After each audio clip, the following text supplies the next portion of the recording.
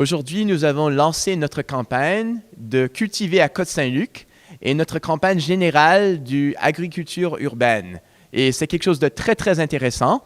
Cette année, Côte-Saint-Luc est devenue la première ville sur l'île de Montréal et probablement la première ville dans toute la province du Québec qui a lancé une telle campagne. And it is the brainchild of Tanya Abramovich, our city manager, who's here with me today.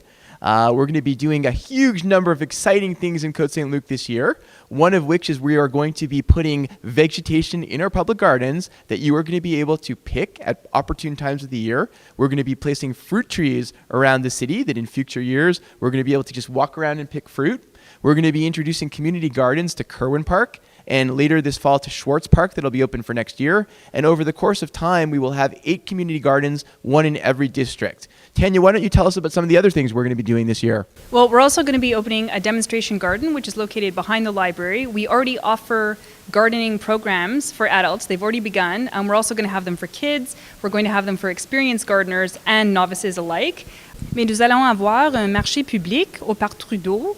C'est un marché qui va débuter fin de mois de juillet et nous allons avoir plusieurs vendeurs des légumes, mais aussi du pain et des autres produits. Et nous allons avoir aussi des ateliers pour les enfants, des ateliers éducatifs pour informer notre public au niveau de nutrition, l'alimentation et aussi comment cultiver des légumes et des fruits.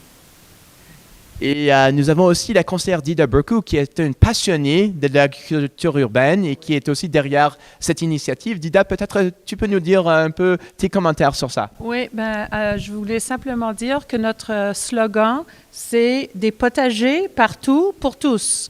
Et en plus, cultiver à Côte-Saint-Luc, dans le sens qu'on va encourager les gens de cultiver, pas seulement leur jardin, mais aussi leur amour pour notre ville, pour l'environnement et pour le développement durable, pour bien vivre, bien manger et se sentir bien dans notre ville. Et on va encourager non seulement le jardinage, mais aussi les résultats de la jardinage. C'est-à-dire que toutes les générations, des plus jeunes jusqu'à les plus aînés, peuvent travailler ensemble dans le jardin. So you can also then join together as a family, not only in the gardening part, but in terms of multi-generations eating the food you produce in your gardens. So that's also very exciting. We all like food. Côte-Saint-Lucers especially like food. This is going to be a huge, huge thing.